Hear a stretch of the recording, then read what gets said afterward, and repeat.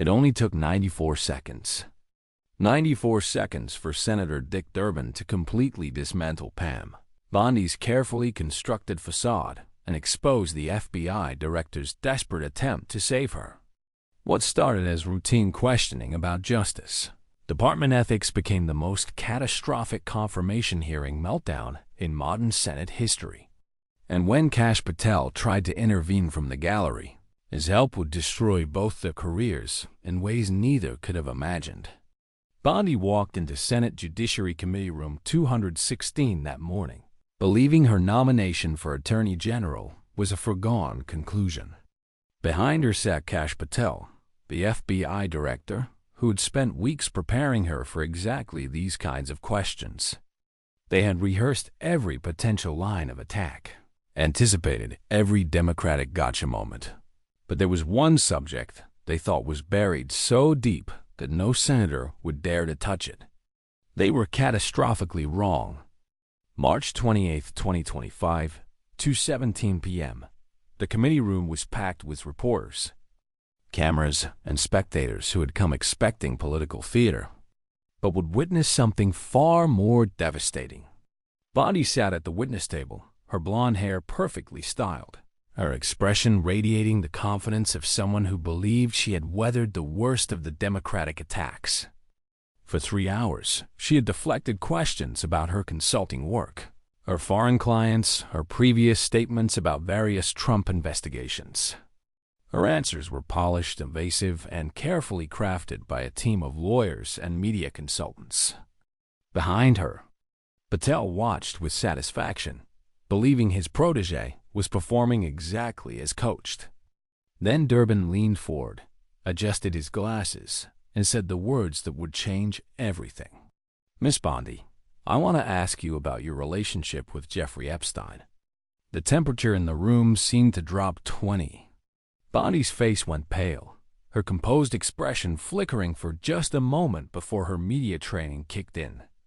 In the gallery, Patel felt his blood turn to ice as he realized they had never prepared for this line of questioning. "Senator," Bondi began, her voice slightly strained, "I'm not sure what you're referring to.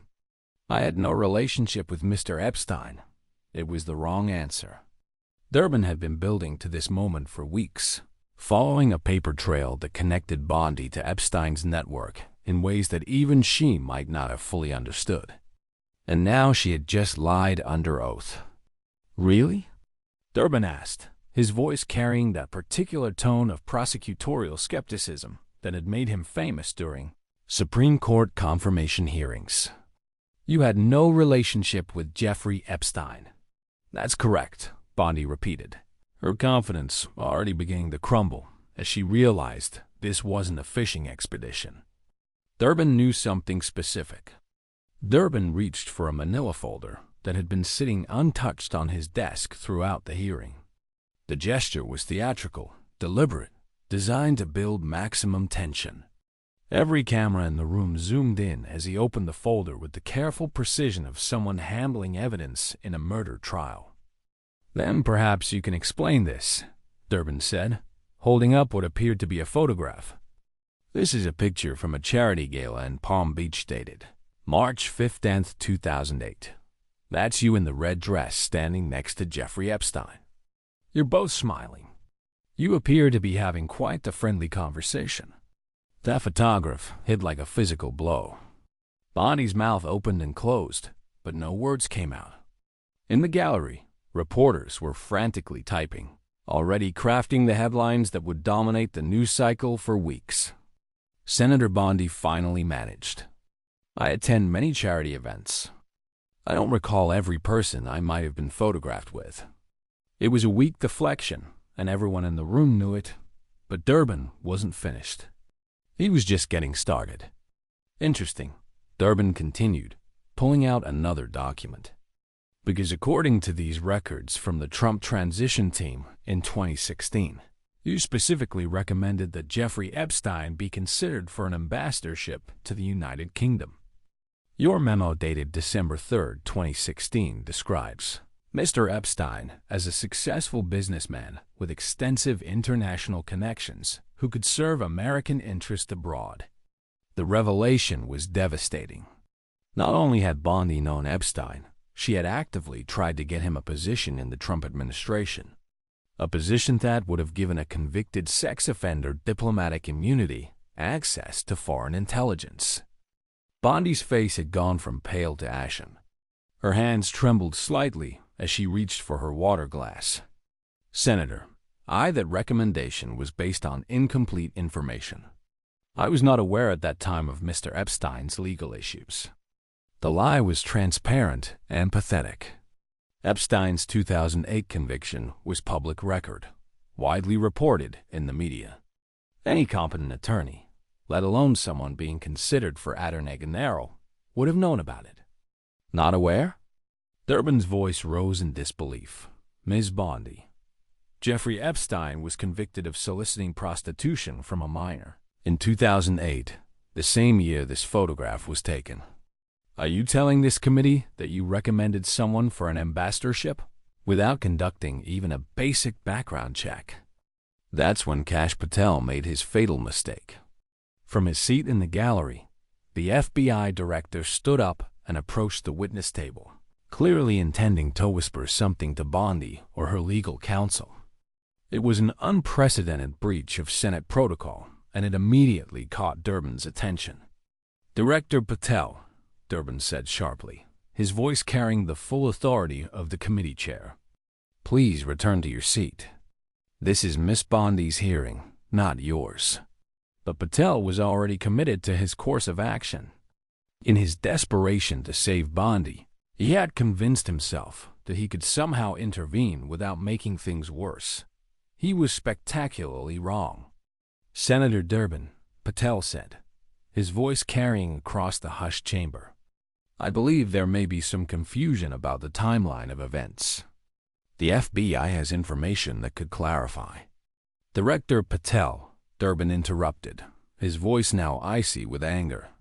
Are you attempting to coach a witness during a Senate confirmation hearing? The implications of Patel's intervention were immediate and catastrophic. By trying to help Bondi, he had created the appearance that the FBI director was coordinating with a nominee to mislead the Senate. It was exactly the kind of impropriety that could destroy both their careers. Senator, Patel stammered, realizing his mistake.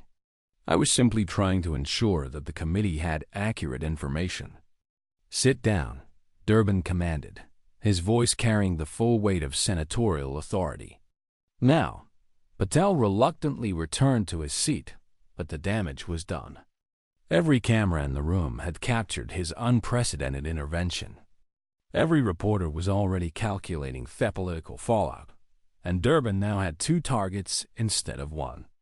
Miss Bondi, Durbin continued, his momentum building. Let's return to your recommendation of Jeffrey Epstein. Were you aware that at the time you wrote that memo, Mr. Epstein was already under federal investigation for his connections to underage trafficking?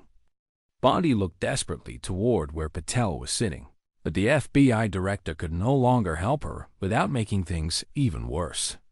She was on her own, facing questions she had never prepared for about connections she had hoped would never be discovered. I cannot recall the specific details of that recommendation, she said weakly. You cannot recall recommending a convicted sex offender for an ambassadorship. Durbin's incredulity was palpable. Ms. Bondi, this is your signature on the memo. These are your words describing Mr. Epstein as someone who could serve American interests abroad. How do you explain this? The question hung in the air like a sword. Bondi knew that any answer would be inadequate, that she had been caught in a web of associations that she couldn't explain away. But what came next would be even worse.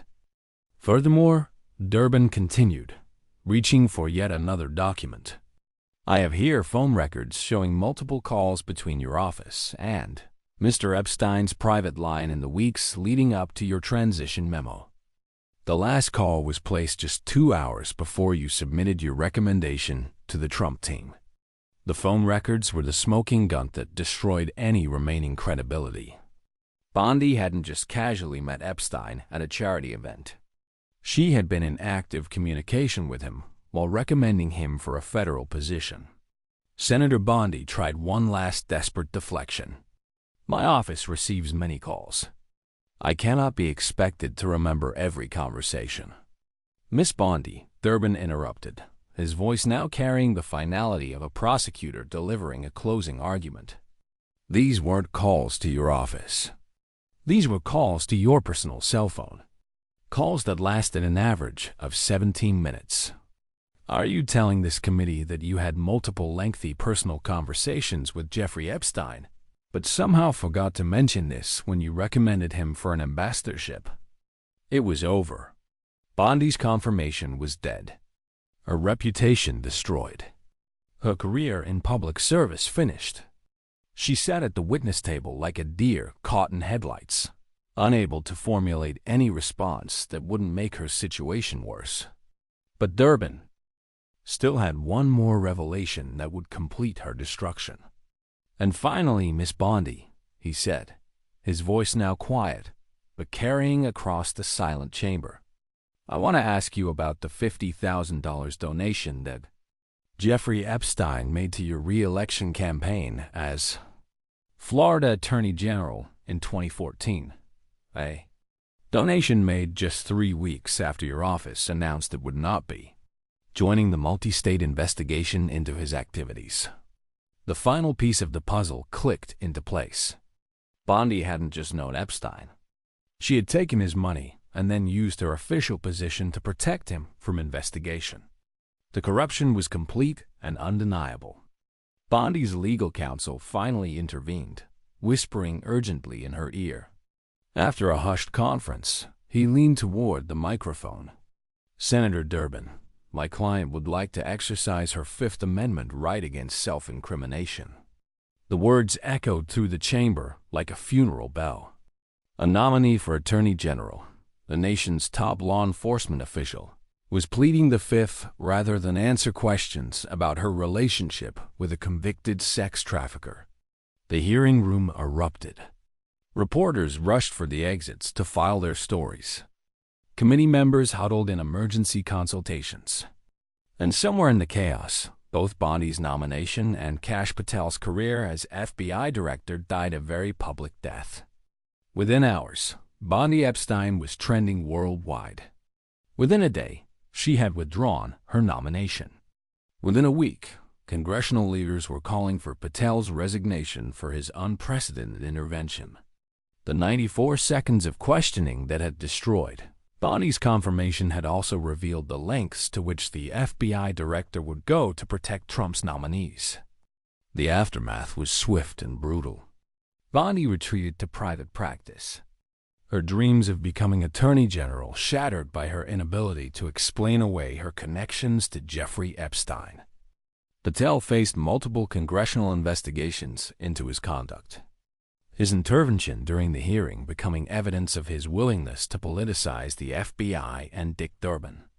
He became the senator who had exposed the depth of corruption in Trump's Justice Department picks, proving that sometimes the most devastating political destruction comes not from dramatic speeches, but from simple, methodical questioning that reveals truths some people would rather keep buried. The lesson was clear.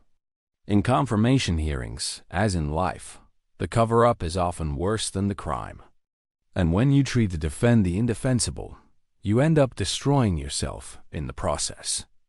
Years later, Durbin's systematic destruction of Bondi would be studied in law schools as a masterclass in witness examination. But in the moment, it was simply an experienced senator asking the right questions at the right time and watching two careers collapse under the weight of their own contradictions. Sometimes justice is 94 seconds of uncomfortable questions. And sometimes that's all it takes to change